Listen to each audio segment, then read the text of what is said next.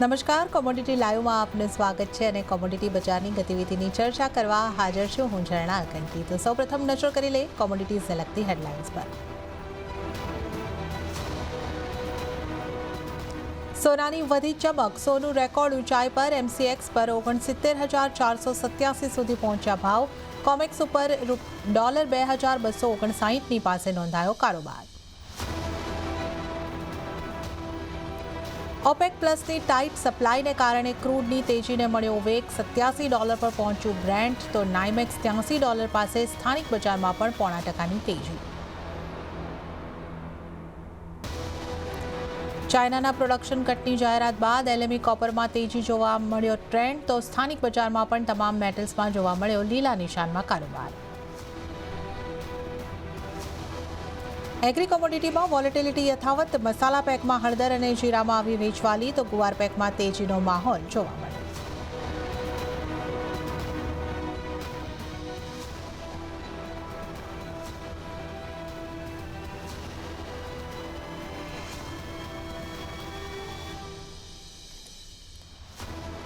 તો આજે આપણે જે રીતે જાણીએ છીએ નવા ફાઇનાન્શિયલ યરની અહીંયા આગળથી શરૂઆત થતી દેખાઈ રહી છે અને આજના દિવસે આપણે રૂપિયાનો કારોબાર બંધ રહેતા જોઈશું, પરંતુ રૂપિયાની કિંમતો જે છે 83.40ની આસપાસ રહેતી આપણને જોવા મળી છે। તો હવે આવતીકાલે આપણે ખાસ નજર રાખવાની રહેશે કે રૂપિયામાં કઈ રીતના ઉતાર ચઢાવ બનતા દેખાય છે। આ સપ્તાહની અંદર જે ખાસ આપણે નજર રાખવાની છે એમાં RBIની ક્રેડિટ પોલિસી પણ રહેશે, તો એની પણ એક અસર જે છે એ કિંમતો ઉપર આવતી દેખાઈ શકે છે અને રૂપિયા પર વધુ અસર કરનારા પરિબળોની જો આપણે અહીંયા આગળથી વાત કરી લઈએ તો ડોલર ઇન્ડેક્સ જે અત્યારે 104.52ની ઉપર આપણને કારોબાર કરતો દેખાઈ રહ્યો છે એની અસર રહેશે અને ક્રૂડની વધતી કિંમતોની પણ એક ઇમ્પેક્ટ આપણને રૂપિયા ઉપર જોવા મળી શકે છે। તો આ તમામ અંગે આપણે વધુ ચર્ચા કરીશું અને આપણી સાથે જોડાયા છે ચર્ચામાં કુંવરજી ગ્રુપના રવિ દિયોડા। રવિજી, ગુડ મોર્નિંગ અને સ્વાગત છે આપનું CNBC બજાર પર। રવિજી, 104.50ની આસપાસ આપણે ડોલર ઇન્ડેક્સને જોઈ રહ્યા છે। રૂપિયો આજે આપણો બંધ છે। આ નવા ફાઇનાન્શિયલ યરમાં રૂપિયાની ચાર હવે તમે કઈ રીતે જોઈ રહ્યા છો અને કયા પરિબળોની ખાસ અસર રૂપિયા ઉપર રહી શકે? ઓવરઓલ પરિસ્થિતિ થોડી રૂપી માટે સ્ટ્રોંગ થઈ છે। વીકેન્ડના જે પણ સમાચાર છે, પર્ટિક્યુલર યુએસના કોર પીસી પ્રાઇસ ઇન્ડેક્સ હોય કે પછી સાથે સવારે જે ચાઇનાના મેક્રો ડેટા હોય, મારા હિસાબે આ થોડા સપોર્ટિવ ન્યૂઝ છે। હાલાકી આજે વર્લ્ડ ઇકોનોમીમાં જોઈએ તો હોંગકોંગ છે, UK, યુરોપિયન માર્કેટ ક્લોઝ છે, આપણે પણ કરન્સી માર્કેટ ક્લોઝ છે, તો એના હિસાબે આજે કંઈ ખાસ મુવમેન્ટ નથી દેખાય। મારા હિસાબે રૂપીમાં આ જે પણ ન્યૂઝ છે, જે પણ ડેવલપમેન્ટ છે એ રૂપી માટે એટલીસ્ટ સપોર્ટિવ છે। તો મારા મત મુજબ ત્યાં મીન્સ કે હવે રૂપિયાને ખરીદી એટલે કે USD પેરને વેચીને વેપાર કરવો જોઈએ। સાથે જે થોડી ગ્લોબલ ફાઇનાન્શિયલ માર્કેટની જે સ્ટેબિલિટી છે, જે પણ ઇક્વિટીઝના ફ્લોઝ છે એ થોડા સ્ટેબલ થયા છે। FISનું વેચવાલી પણ જો તમે ગત સપ્તાહમાં ઘણા ટાઈમ પછી પહેલીવાર 2000 કરોડ ઉપરનું ખરીદી એમને કરી છે, તો મારા હિસાબે આ બધા જે ડેવલપમેન્ટ છે એ પોઝિટિવ છે। સાથે હવે જે માર્કેટનું ફોકસ છે એ આ સપ્તાહમાં આવનારા નોન ફાર્મ પેરોલના આંકડા ઉપર સાથે રિઝર્વ બેંકની પોલિસી છે। આ પોલિસીમાં અત્યારે થોડું માર્કેટ જે રૂપીમાં વીકનેસ આવી છે એ પોલિસી ડિફરન્શિએશનને લીધે થોડી આવી છે, કારણ કે માર્કેટનું એવું અનુમાન છે કે RBI યા તો પોલિસી કટમાં મીન્સ કે રેટ કટમાં કદાચ કોઈ ઇન્ડિકેશન આપી શકે છે। કદાચ આ પોલિસીમાં રેટ કટ ના આવે પણ આગળ જતા રેટ કટ થવાની પ્રોબેબિલિટી આવી શકે છે, તો એને લઈ રૂપીને ગત સપ્તાહમાં અંડર પરફોર્મન્સ જોવા મળ્યું। મારા મત મુજબ આ બધા ફેક્ટર્સ છે એ પ્રાઇસિંગ થઈ ચૂક્યા છે। વેચીને વેપાર કરો, સ્ટોપ લોસ રાખો। જે અત્યારે ફ્યુચર છે એ 83.4750 આસપાસનું લાસ્ટનું ક્લોઝિંગ હતું, આ લેવલે ઉપર થાય છે। વેચીને વેપાર કરો, સ્ટોપ લોસ 83.68નો રાખો, નીચેની બાજુ 83.20 સુધીના ટાર્ગેટ જોવા મળી શકે છે। અહીંથી એટલીસ્ટ કાલના ટ્રેડિંગ સેશનમાં 25-30 પૈસાની તેજી તમને આ રૂપીમાં આવતી જોવા મળી શકે છે। ઓકે, તો રૂપિયાની અંદર આવતીકાલના ટ્રેડિંગ સેશનમાં 25 થી 30 પૈસાની તેજી આપણે આવતા જોઈ શકીએ છીએ। તો USD INR પેરને સેલ કરીને ચાલવાની સલાહ છે। 83.68નો સ્ટોપ લોસ રાખો, 83.20ના ટાર્ગેટ તમને આગળથી બનતા દેખાઈ શકે છે। તો આ સલાહ USD INR પર તમારે માટે બની રહી છે। સોનાની વાત કરીએ તો સોનામાં રેકોર્ડ રેલી યથાવત રહેતી જોવા મળી રહી છે, જ્યાં કોમેક્સ ઉપર સોનાની કિંમતો 2260ની આસપાસ 1.20% જેટલી મજબૂતી સાથે કારોબાર થતી દેખાઈ રહી છે. સ્થાનિક બજારમાં પણ આપણે જોઈએ 0.5%ની મજબૂતી, નવા સ્તર આપણને બનતા દેખાઈ રહ્યા છે. 68,850 ઉપર અત્યારે આપણે કારોબાર થતા સોનાની કિંમતોને જોઈ શકીએ છીએ. ઉલ્લેખનીય છે કે યુએસ પર્સનલ કન્ઝમ્પશન પ્રાઇસ ડેટાથી સોનાની કિંમતોને આગળથી સપોર્ટ મળતો જોવા મળી રહ્યો છે. રવિજી, સોનામાં એક સારી મજબૂતી આપણે આવતી જોઈ રહ્યા છે. માર્ચ મહિનો પણ એક સારી મજબૂતી આપતો આપણને દેખાયો. જે રીતના ડેટાસ પણ અહીંયા આગળથી આવી રહ્યા છે, સોનાને વધુ સપોર્ટ મળી રહ્યો છે, તો આગળ આપણે સોનામાં કયા સ્તર બનતા દેખાઈ રહ્યા છે અને કઈ રીતની આપની સલાહ રહેશે સોના માટે? સોનામાં ઓવરઓલ આજની જે તેજી છે એ બે ફેક્ટર છે વીકેન્ડના જોવા મળ્યા. જે પહેલા નોન ફાર્મ પેરોલ હતા, પછી ફેડ ચેટની ફરીથી વાક્તવ્ય હતું. બંનેમાં એવું ઇન્ડિકેશન મળી રહ્યું છે કે જૂનમાં રેટ કટ ફિક્સ છે. થોડી પ્રોબેબિલિટી પહેલા ઉપર નીચે થઈ, પણ ગત સપ્તાહમાં જે બોન્ડ yield's કરેક્ટ થઈ એ ક્લિયર ઇન્ડિકેશન હતું. તો મારા હિસાબે આ બધી જે ફેક્ટર છે અને માર્કેટ થોડું અત્યારે પ્રીમિયમ દઈ રહ્યું છે, અને આ પ્રીમિયમ કદાચ હજી એક ટ્રેડિંગ સેશન પૂરતું યથાવત રહે. અને બીજું શું છે કે આજે ગ્લોબલી કોઈ રિવર્સ થાય એવા સંકેતોનો અભાવ છે. તો મારા મત મુજબ આ એક બેટર મીન્સ કે સિચ્યુએશન છે જે આપણે જઈ રહ્યા છે. આજે પણ એવું લાગી રહ્યું છે કે આજના દિવસે 0.5% આસપાસની તેજી છે, તો ઘટાડો મળે છે તો 68,500 આસપાસ તો ખરીદી કરીને ચાલવું જોઈએ. સ્ટોપ લોસ રાખો 68,210, એક નાનો સ્ટોપ લોસ. ઉપરની બાજુ 69,300 સુધીના ટાર્ગેટ સોનું બતાવી શકે છે. તો મારા મત મુજબ આજે જે ઇવનિંગના યુએસ માર્કેટ ઓપન થશે એ બાદ આ રેલી છે એ એક્સટેન્ડ થઈ શકે છે. ઓકે, તો ઇવનિંગમાં રેલી આપણને એક્સટેન્ડ થતી લાગી શકે છે. ઘટાડે ખરીદી સોનાની અંદર કરીને ચાલો આ સલાહ બનતી દેખાઈ રહી છે. 68,210નો સ્ટોપ લોસ રાખો. 69,300ના ટાર્ગેટ તમે સોનાની અંદર બનતા જોઈ શકો છો. તો સોનામાં ખરીદી કરવાની સલાહ અહીં આગળથી બનતી દેખાઈ રહી છે. રવિજી, ખાસ કરીને આપણે જોઈ રહ્યા છે કે સેન્ટ્રલ બેંકનું બાઇંગ પણ છે, એ પણ એક સપોર્ટ અહીંયા આગળથી સોનાને મળતો દેખાઈ રહ્યો છે. અને ચાઇના તરફથી હાઉસહોલ્ડ દ્વારા પણ એક સારી ડિમાન્ડ આવતી દેખાઈ રહી છે. તો આનો કેટલો સપોર્ટ સોનાને મળતો દેખાઈ રહ્યો છે આપના હિસાબે? જરૂરથી આ ડિમાન્ડ ફેક્ટર જે ચાઇનાનું છે એ પણ સરપ્રાઇઝ પોઝિટિવ છે, કારણ કે લુનાર ફેસ્ટિવિટીમાં કોઈ મેજર બાઇંગ ના જોવા મળ્યું. લુનાર પછીનો બાઇંગ હતું. તો આઈ થિંક કે જે અત્યાર સુધીનો ટ્રેન્ડ છે કે વધતા ભાવે ખરીદી માર્કેટમાં વધુ હોય છે, ચાઇના હોય કે ઇન્ડિયા, એક ક્લિયર ટ્રેન્ડ હોય છે કે જ્યારે પ્રાઇઝિસ છે નોર્થવર્ડ ડિરેક્શનમાં જાય ત્યારે જે લોકો વેઇટ કરી રહ્યા હોય એ લોકોનું પણ એડિશનલ બાઇંગ આવે. જે લોકો શોર્ટ પોઝિશનમાં, ડેરિવેટિવ્સમાં એ લોકોનું શોર્ટ કવરિંગ હોય. ઓપ્શન્સમાં પણ જે રીતે 67,000નું લેવલ ક્રોસ નહોતું થઈ રહ્યું, 67,000, 68,000 પુટ રાઇટિંગ પણ ઘણું હતું. તો આઈ થિંક એ પણ એક ક્લિયર ઇન્ડિકેશન છે કે જેના હિસાબે જે સોનામાં છે શોર્ટ કવરિંગ વધારે જોવા મળ્યું. ચાઇનાનું બાઇંગ અને મીન્સ કે સેન્ટ્રલ બેંકનું બાઇંગ ડેફિનેટલી સપોર્ટિવ છે. સાથે વચ્ચે જે થોડા મીન્સ કે જીઓપોલિટિકલ કન્સર્નને લઈને ન્યૂઝ આવ્યો તો એના હિસાબે થોડું ફંડ મેનેજર્સનું જે સેલિંગ છે પણ અટક્યું છે. તો મારા મત મુજબ અત્યારે સોના માટે ઓલ પોઝિટિવ છે. હાલાકી થોડું મહદઅંશે પ્રાઇસિંગ છે માનવું જોઈએ, અને આઈ થિંક ઘટાડે ખરીદીનો અપ્રોચ રાખવો જોઈએ. I think major placement level 70,000 નજીક હશે. 69,500 થી લઈ 70,000 આસપાસ જે પણ લોંગ પોઝિશન છે ત્યાં એકવાર નફો બુક કરવું જોઈએ. ઓકે, તો આ સોના માટે આપણે ખાસ સલાહ અને તમામ જે પરિબળોની અસર છે એની ખાસ ચર્ચા અહીં આગળથી કરી છે. અને ત્યારબાદ હવે આપણે ચાંદીની પણ વાત કરી લઈએ તો ચાંદીમાં પણ તેજી સાથેનો કારોબાર જોવા મળી રહ્યો છે, જ્યાં કોમેક્સ ઉપર ચાંદી $25 પાર કિંમતો પહોંચતી જોવા મળી રહી છે. તો 25.23 ઉપર 1% કરતાં વધારેની મજબૂતી આપણે કોમેક્સ ઉપર જોઈ શકીએ છીએ, અને સ્થાનિક બજારમાં પણ 0.25%ની મજબૂતી 76,000ને પાર આપણે ચાંદીમાં થતા કારોબાર જોઈ શકીએ છીએ. રવિજી, ચાંદીને માટે આપનો વ્યૂ કઈ રીતનો બની રહ્યો છે? હવે ચાંદીમાં આપ કયા લેવલ્સ જોઈ રહ્યા છો? કઈ રીતની સલાહ રહેશે આપની? કમ્પેરેટિવ ગોલ્ડ ચાંદી મને બેટર દેખાઈ રહી છે. એમાં બેઝિક રીઝન એ છે કે ચાઇનાના મેન્યુફેક્ચરિંગ ડેટા છે. સતત 6 મહિનાના કોન્ટ્રાક્શન પછી એક્સપાન્શન એક્ટિવિટીઝ મેન્યુફેક્ચરિંગ થઈ છે. તો આઈ થિંક કે બેઝ મેટલમાં એનો સપોર્ટ મળશે. આજે બેઝ મેટલ થોડી ફ્લેટિશ છે, કારણ કે એલએમઈ બંધ છે, તો એના હિસાબે કોઈ મેજર સપોર્ટ નથી મળી રહ્યો. આઈ થિંક આવતીકાલના ટ્રેડિંગ સેશન કે આજે ઇવનિંગના ટ્રેડિંગ સેશનમાં બેઝ મેટલ્સનો એક સપોર્ટ છે એ પણ ચાંદીમાં આવતું દેખાશે. મારા હિસાબે ચાંદીમાં ખરીદી કરવી જોઈએ. 75,880 આસપાસ ખરીદી કરો. સ્ટોપ લોસ 75,300 રાખો, અને 76,800 સુધીના ટાર્ગેટ તમને 1 થી 2 ટ્રેડિંગ સેશનમાં જોવા મળી શકે છે. મેટલ્સના કારોબાર અંગે વધુ ચર્ચા કરીએ તો બેઝ મેટલ્સમાં પણ તેજી તરફીનો ટ્રેન્ડ જોવા મળી રહ્યો છે.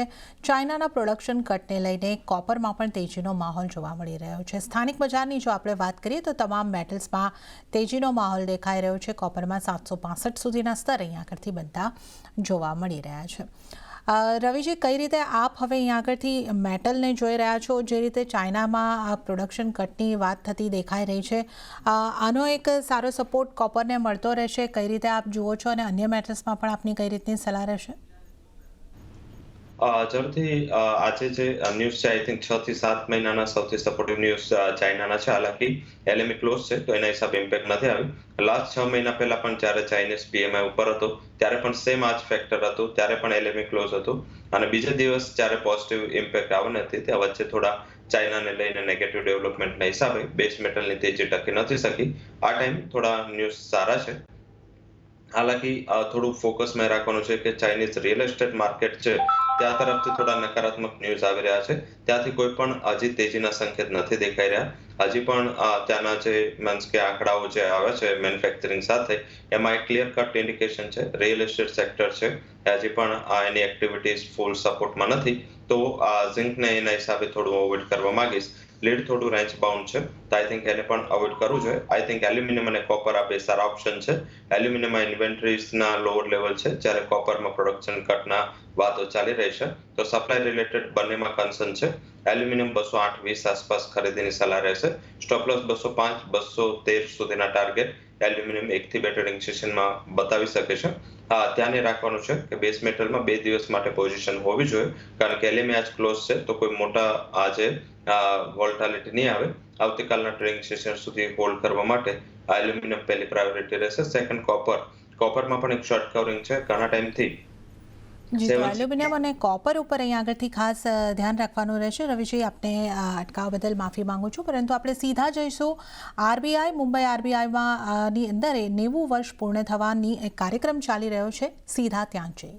आग्रह है माननीय वित्त मंत्री महोदया श्रीमती निर्मला सीतारमन जी से कि कृपया अपना विशेष संबोधन दें.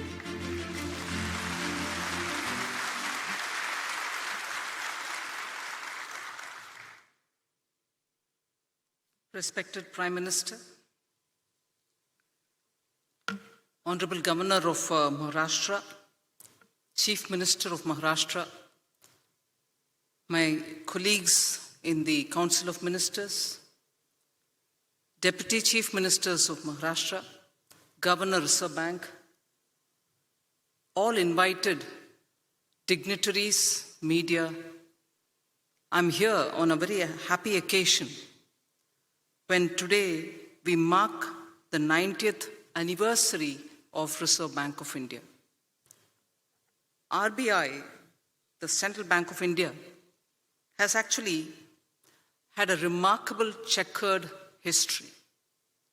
It stands tall among its peers on several counts. Once in a century pandemic, the COVID, hit us. The RBI adopted and in fact deployed conventional and unconventional range of instruments to provide liquidity and to promote growth and to ensure financial stability. The two examples that I can cite and which can stand before as a classic example are the moratorium on loan repayments and also the liquidity infusion which happened during that time. Later came the Russia-Ukraine war. RBI's measures primarily aimed at two things. One, to address the inflation and the forex market's volatility. RBI, in fact, has been one of the earliest to recognize the non-transient nature of inflation. One of the few central banks, if I may say so, to front-load policy rate hikes in particular.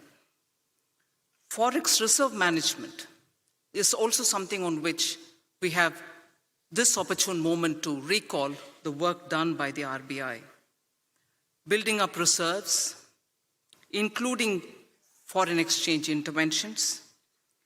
In the past few years, India's capacity to manage and also to take care of external imbalances and uncertainties have significantly improved purely because of the professional management of the RBI.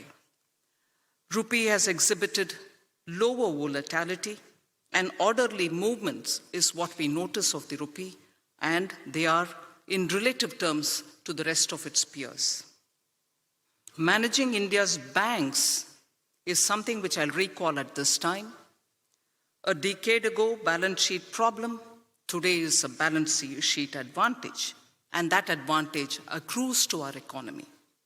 Collaborative effort of the Government of India and RBI, the asset quality management, prompt corrective action framework are all great functions well carried out by our true regulator of the banks, Reserve Bank of India. Fiscal and monetary policy coordination, as always, the Government of India is one of the governments like very many others, and RBI manages its debt, which is very important for government.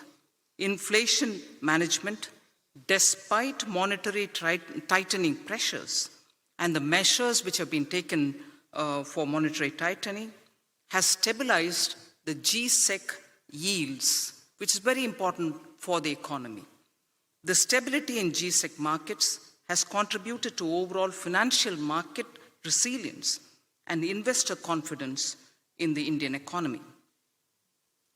Lastly, the Bank of International Settlements, BIS, has mentioned significant role played by RBI in a very unconventional point.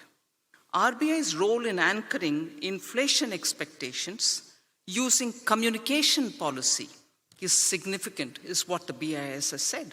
And I'm sure not one in this audience would disagree with that. Apart from forward guidance, it was used for explaining the rationale. The policy of communication management has been used for explaining the rationale for the measures taken by the RBI.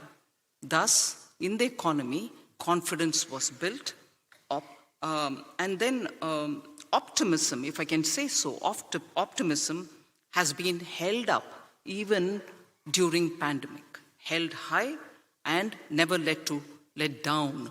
So optimism building is a very beautiful function which the RBI during crisis time has handled because it adopted this unconventional instrument of communication with the people. And final word, institutional integrity is something which I would credit the RBI, and among very many central banks, India's RBI, for its institutional credibility, needs a big applause in the 90th anniversary. Thank you very much.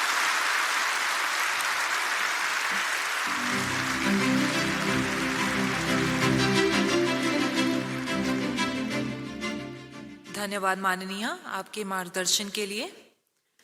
Reserve bank की इस अभूतपूर्व यात्रा को समर्पित एक स्मारक सिक्का जारी करने के लिए रिजर्व बैंक गवर्नर से अनुरोध है कि माननीय प्रधानमंत्री जी के कर कमलों द्वारा जारी होने वाले सिक्के को प्रस्तुत करें।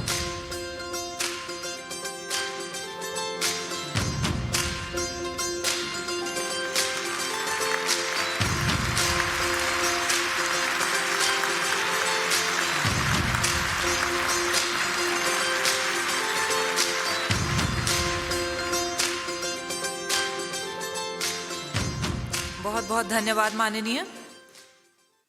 आज हम एक ऐसे ऐतिहासिक क्षण के साक्षी बन रहे हैं जहां हम भारतीय रिजर्व बैंक के 9 दशकों की यात्रा को मना रहे हैं, जिसमें रिजर्व बैंक ने कई नई कार्य प्रणालियों की शुरुआत की और कई पुराने कार्यों में नवीनता लाई है। आइए देखते हैं इस यात्रा को दर्शाते हुए एक लघु फिल्म।